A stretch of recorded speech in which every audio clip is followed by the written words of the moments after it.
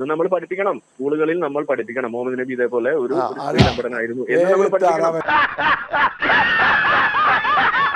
കാലം വളരെ ഡിപ്ലോമാറ്റിക് ആയിട്ട് മുഹമ്മദ് ജീവിച്ചിരുന്ന സമയത്ത് പറഞ്ഞ കാര്യമാണ്. മദീനയിലേക്ക് എത്തിയപ്പോൾ അവിടുത്തെ ഗബ്ബർ സിംഗ് ആയിട്ട് നടന്ന സമയത്ത് പറഞ്ഞ കാര്യങ്ങൾ ഇവിടെ പറഞ്ഞ നാട്ടുകാർ ഓടും. അപ്പൊ അതുകൊണ്ട് അത് എന്നെ കൊണ്ട് പറയിപ്പിക്കരുത്. ഒന്നാമത്തെ കാര്യം കൂടിയ ഒരു വൈറസാണ്. അതിന് ഞാൻ വിളിക്കാറുള്ളത് നമ്മളുടെ പേവിഷബാധ, അതായത് റാബിസ് വൈറസ് ഞാൻ വിളിക്കാറുള്ളത്. ഒരു ചെറിയ മിന്നലെ പോയി 2 ഓലക്കിലോ വെള്ള തുണി എടുത്തോളൂ എന്നെ മൂടാൻ. 2 കാര്യത്തിന് മറുപടി പറയേണ്ടതുണ്ട്. അത് പറഞ്ഞിട്ട് നമുക്ക് പോവാം. 2 മിനിറ്റ് വേണ്ട.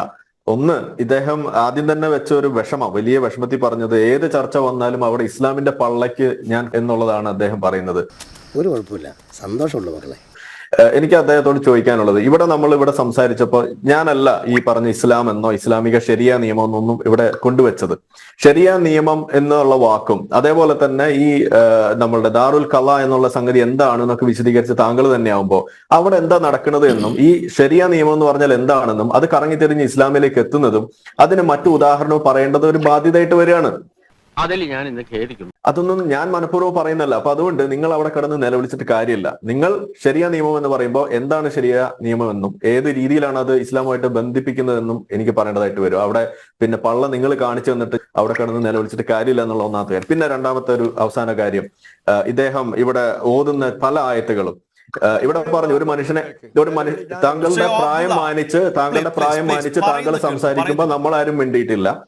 അപ്പോ താങ്കളുടെ പ്രായത്തെ കുറിച്ച് താങ്കൾക്ക് ഒരു മാന്യത ഒരു ബോധം ഉണ്ടെന്നുണ്ടെങ്കിൽ നമ്മൾ പറയുമ്പോഴും ഇടപെടാതിരിക്കുക, എന്നാൽ താങ്കൾക്കും കൊള്ളാം.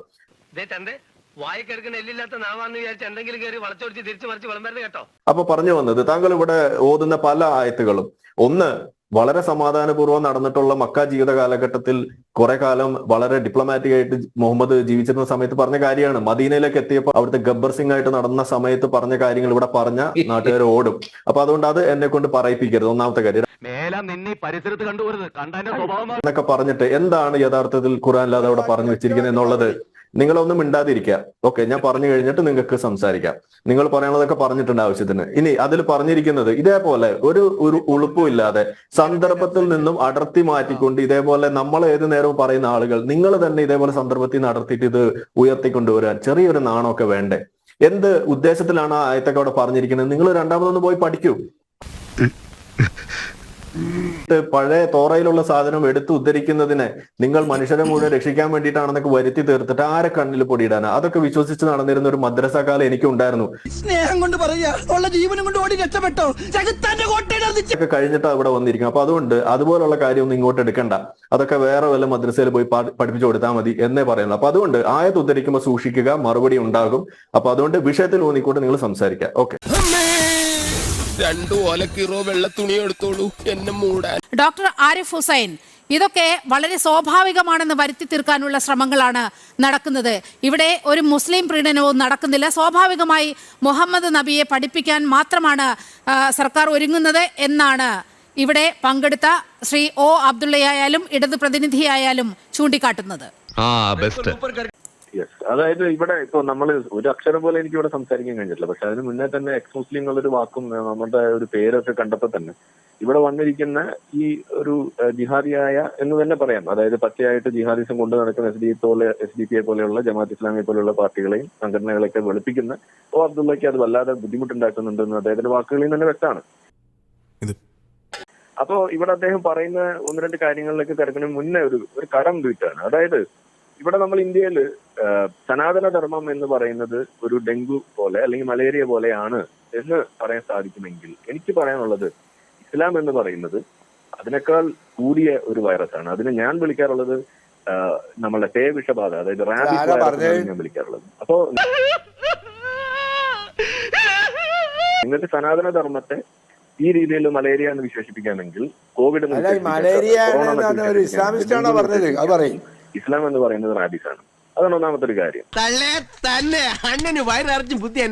രണ്ടാമത്തത് ഇവിടെ ഇദ്ദേഹം പറഞ്ഞു ഇപ്പോ എന്താണ് അനറബി അറബി ഇവർ തമ്മിലുള്ള വ്യത്യാസം പോലും ഇല്ലാന്ന് പഠിപ്പിച്ച മതം, അങ്ങനെ പല പല കാര്യങ്ങൾ. ഞാനിവിടെ സത്യം പറഞ്ഞ ഇത് മതമായിട്ട് കണക്ട് ചെയ്തുകൊണ്ട് ഇവിടെ പറയേണ്ട ഒരു വിഷയമല്ല. കാരണം ഇത് രാഷ്ട്രീയമാണ്. ഈ മതത്തെ കൂട്ടുപിടിച്ചുകൊണ്ട് രാഷ്ട്രീയത്തിൽ ഇറക്കുന്ന കളികളാണ് ഇവിടുത്തെ വിഷയം. അത് വെച്ചുകൊണ്ട് വോട്ട് ഉറപ്പാക്കാൻ വേണ്ടിയിട്ട് നടക്കുന്ന ആ നാടകങ്ങളാണ് ഇവിടുത്തെ വിഷയം. അപ്പൊ അതിനകത്തേക്ക് പോലും ഇദ്ദേഹം വന്ന് നിന്നിട്ട് മുഹമ്മദ് നബി പോലെയുള്ള ഒരു നല്ല മനുഷ്യനെ കുറിച്ച് നാലാൾ എന്തെങ്കിലും പഠിക്കുന്നതിന് എന്താ കുഴപ്പം, ആ പ്രബോധനം ചെയ്യുന്നതിന് എന്താ പ്രശ്നം എന്നാ ചോദിക്കണം.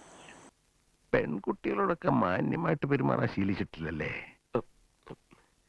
നോട്ട് ദ വേർഡ്, ആ വാക്ക് തന്നെ പ്രശ്നമാണ്. പ്രബോധനം എന്തിനാണ് സ്കൂളുകളിൽ കേന്ദ്രീകരിച്ച് പാഠപുസ്തകങ്ങളിലൂടെ പ്രബോധനം നടത്തുന്നത്? എന്തിനാണ് അതിന്റെ ആവശ്യം എന്താ ഉള്ളത്? അപ്പൊ ഇവിടെ ഇപ്പൊ നമ്മള് അദ്ദേഹം തന്നെ പറഞ്ഞു, ഇവിടെ നമ്മൾ ടെക്സ്റ്റ് ബുക്കുകളിൽ രാമനെ കുറിച്ച് പല കാര്യങ്ങളെ നിശബ്ദരായിട്ടിരിക്കും. നിങ്ങൾ സംസാരിച്ചപ്പോ നമ്മൾ നിങ്ങൾ ക്ഷമ കൈക്കൊള്ളുക, ക്ഷമ കൈക്കൊള്ളുക. ഓക്കെ, ആള് ചില്ലറയല്ല, ഇത്തിരി കട്ടിയുള്ളതാ. അങ്ങയിലേക്ക് തന്നെ വരാം. താങ്കൾ പൊട്ടത്തര പറയുന്നത്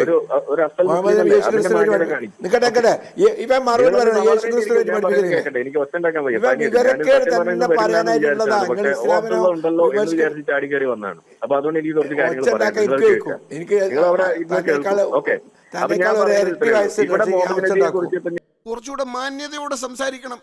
ഞാനൊരു സെലിബ്രിറ്റിയാണ്, അത് ഓർമ്മ വേണം. ഞാൻ ഒന്നും പറഞ്ഞില്ല, ഇദ്ദേഹം തന്നെയല്ലേ പറഞ്ഞത്. 6 വയസ്സിൽ കെട്ടിയതിനെ കുറിച്ചും 10 കെട്ടിക്കൊണ്ട് നടന്നതിനെ കുറിച്ചൊക്കെ ഇദ്ദേഹം തന്നെയാണ് പറഞ്ഞത്. ഇത് നമ്മൾ പഠിപ്പിക്കണം, സ്കൂളുകളിൽ നമ്മൾ പഠിപ്പിക്കണം. മുഹമ്മദ് നബി ഇതേപോലെ ഒരു സ്ത്രീലംബടനായിരുന്നു എന്ന് നമ്മൾ പഠിപ്പിക്കണം. അതല്ലാതെ നമ്മൾ ബാഹുബലി 1 മാത്രം പഠിപ്പിക്കാൻ കഴിയണം. 100% ഞാൻ യോജിക്കുന്നു. അത് തന്നെയാണ് നമ്മൾ പറയുന്നത്. ജാതി വ്യവസ്ഥയെ കുറിച്ച് പറയുമ്പോൾ, ജാതി വ്യവസ്ഥയിൽ പ്രശ്നത്തെ കുറിച്ച് നമ്മൾ പറയുമ്പോൾ ഇസ്ലാമിനെ കുറിച്ച് പഠിപ്പിക്കും, ഇസ്ലാമിന്റെ കുഴപ്പത്തെ കുറിച്ച് നമ്മൾ പഠിപ്പിക്കണം. അതാണ് നമ്മൾ പറയുന്നത്. അവിടെ നമ്മൾ രാമനെ കുറിച്ച് പഠിപ്പിക്കുന്നു, രാമൻ ചെയ്ത പ്രശ്നത്തെ കുറിച്ച് നമ്മൾ പഠിപ്പിക്കുമ്പോൾ അതേപോലെ ഇസ്ലാമിന്റെ കുഴപ്പത്തെ കുറിച്ച് പഠിപ്പിക്കണം. മുഹമ്മദ് നബി ലോകത്തെ അഴിച്ചുവിട്ടിട്ടുള്ള ഈ തീവ്രവാദ ആ ഒരു ഭൂതത്തെ കുറിച്ച് നമ്മൾ പഠിപ്പിക്കണം. അതാണ് നമ്മൾ പറയുന്നത്. ഇനി നിങ്ങൾ കുറച്ച് സഭ്യമായിട്ട് സംസാരിക്കുക. ഞാൻ 4 ആളറിയുന്ന ഒരു മാന്യനാണ്. SDP അന്നുണ്ടായിരുന്നില്ല എന്നിപ്പോ നിങ്ങൾ പറഞ്ഞിട്ട് വേണോ നമുക്കറിയാൻ? അല്ലല്ലോ. ഇവിടെ SDPIക്ക് ഈ ബീജാഭാവം നടത്തിയിട്ടുള്ള ആ സംഘടന ഏതാണ്? അതല്ല ഇവിടുത്തെ മുസ്ലിം ബ്രദർഹുഡും അതിനുശേഷം വന്നിട്ടുള്ള ഈ ജമാഅത്ത് ഇസ്ലാമി, അതിന്റെ ഭാഗമായിട്ട് നിങ്ങളും ഇരുന്നിരുന്ന ആളല്ലേ? അത് നിങ്ങൾക്ക് അറിയാലോ. എന്താണ് SDPI ഈ പറയുന്ന ജമാഅത്ത് ഇസ്ലാമി ഇവിടെ മുന്നോട്ട് വെക്കുന്നത്? ഇന്ത്യയെ ഇസ്ലാമിക രാഷ്ട്രമാക്കുക. ഇതല്ലേ നിങ്ങളുടെ ലക്ഷ്യം? പരിസരത്ത് കണ്ടുപോരുത്, കണ്ടതിന്റെ സ്വഭാവം ഇത് നിങ്ങളുടെ കക്ഷത്തിൽ ഒളിപ്പിച്ച് വെച്ചിട്ട് പുറത്തു വന്നിട്ട് ആ പ്രബോധനം എന്തുകൊണ്ട് നടത്താൻ കഴിയില്ല എന്നൊക്കെ ഈ നിഷ്കളങ്ക ചോദ്യം ചോദിക്കും. അതും വിശ്വസിച്ചിട്ട് മുന്നോട്ട് പോകാനൊന്നും ഇവിടുത്തെ നാട്ടുകാരെ കിട്ടില്ല. അത്രയ്ക്ക് മണ്ടന്മാരാണ് ഇവിടെ ഉള്ള ആളുകൾ എന്നൊക്കെ തെറ്റിദ്ധാരണ നിങ്ങൾക്ക് ഉണ്ട്. നിങ്ങൾ മനസ്സിലാക്കേണ്ടത് ഇവിടെ ആളുകൾ എല്ലാവരും ഇസ്ലാമിക രാഷ്ട്രീയ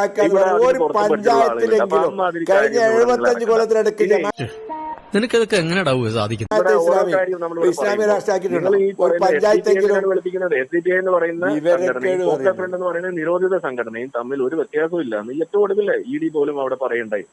മനസ്സെത്തുന്നിടത്ത് കാലെത്തുന്നില്ല പട്ടാളക്കാരാ. അവർ പിടിച്ചെടുത്ത രേഖകളിൽ നിന്ന് അത് അവിടെ വ്യക്തമാണ്. കാരണം അവരുടെ ഫണ്ടിങ് ഒരേപോലെ വരുന്നു, അതിൽ നേതാക്കൾ അങ്ങോട്ടും ഇങ്ങോട്ടും മാറിയും മറിഞ്ഞും അവിടെ പ്രവർത്തിക്കുന്നു. അപ്പൊ എന്താണ്? പോപ്പുലർ ഫ്രണ്ട് നിരോധിത സംഘടനയാണ്. അധികം വൈകാതെ പൂട്ട് വീഴാൻ പോകുന്ന ഒരു സംഘടനയാണ് ഈ പറയുന്ന SDPIയും ജമാഅത്ത് ഇസ്ലാമിയും. ഒരു സംശയം വേണ്ട, രണ്ടിനും പൂട്ടിക്കെട്ടണം. ഒരു കുഴപ്പമില്ല, സന്തോഷമുള്ളൂ മക്കളെ, സന്തോഷായി. കാരണം ഇന്ന് നമ്മൾ ഈ കാലഘട്ടത്തിൽ ഏറ്റവും കൂടുതൽ ഈ പറയുന്ന വർഗീയതയ്ക്കും ഇതുപോലെയുള്ള അത് ഈ പറയുന്ന ഇസ്ലാമിക സംഘടനയാണ്. കേന്ദ്ര സർക്കാരാണ്. RSS എന്ന് പറയാതെ ഈ രാജ്യത്തെ ജനങ്ങൾ തെരഞ്ഞെടുത്ത് വിജയിപ്പിച്ച് ഭരണത്തിലേറ്റിയ സർക്കാരാണ്. ഭരണത്തിലേറ്റിയ സർക്കാരാണ്. അല്ലാതെ RSS എന്ന് പറഞ്ഞ് നിങ്ങൾ അതിനെ വില കുറച്ച് കാണരുത്. ഇതിലൊക്കെ ഭേദം നീ വാ തുറക്കാതിരിക്കുന്നതാ. കാര്യമൊന്നുമില്ല. നിങ്ങൾ യാഥാർത്ഥ്യങ്ങൾ വളരെ ബുദ്ധിമുട്ടുണ്ടാക്കുന്ന സാധനമാണ്. അത് നിങ്ങൾ തൽക്കാലം കേട്ടോണ്ടിരിക്കുക. നിങ്ങൾ പറയുന്ന ആ തീരുമാനങ്ങളൊക്കെ കേട്ടിട്ട് മിണ്ടാണ്ടിരിക്കുന്ന കാലം കഴിഞ്ഞത്. അതുകൊണ്ടാണ് ശ്രീ O അബ്ദുള്ള അങ്ങ് മുതിർന്ന ഒരു മാധ്യമ പ്രവർത്തകനാണ്, മുതിർന്ന ഒരു വ്യക്തിത്വമാണ്. പ്ലീസ് ആരിഫ് സർ ഒന്ന് പറഞ്ഞു തീർക്കട്ടെ. ഡോക്ടർ ആരിഫ് ഹുസൈൻ ഒന്ന് പറഞ്ഞു തീർക്കട്ടെ. ഇത് വലിയ പൊല്ലാപ്പായല്ലോ. അങ്ങേക്ക് ഞാൻ സമയം തരാം. ഡോക്ടർ ആരിഫ് ഹുസൈൻ അവസാനിപ്പിക്കുകയാണ്. അറബിയും അനറബിയും തമ്മിൽ വ്യത്യാസമില്ലാന്ന് മാത്രമല്ല ഇസ്ലാമിൽ പഠിപ്പിക്കുന്നത്. കഷ്ടപ്പെട്ടോക്ക് വെറുതായല്ലോ. അതുകൊണ്ടാണ് ഞാൻ പറയുന്നത് സനാതന ധർമ്മം മലേറിയാണെങ്കിൽ പേപ്പട്ടി വിഷബാധയാണ്. ഇതാണ് നമ്മൾ പറയുന്നത്. റാബീസ് വൈറസ് ആണ് നമ്മൾ പറയും. ഓക്കെ, ശരി, പോട്ടെ, കൂടുതൽ എന്നെ നാറ്റിക്കരുത്.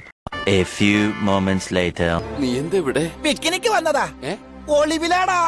ഇവിടുത്തെ നാട്ടുകാർ എന്റെ വ്യക്തിപരമായ പേരിൽ ഞാൻ നന്ദി രേഖപ്പെടുത്തിക്കൊള്ളുന്നു.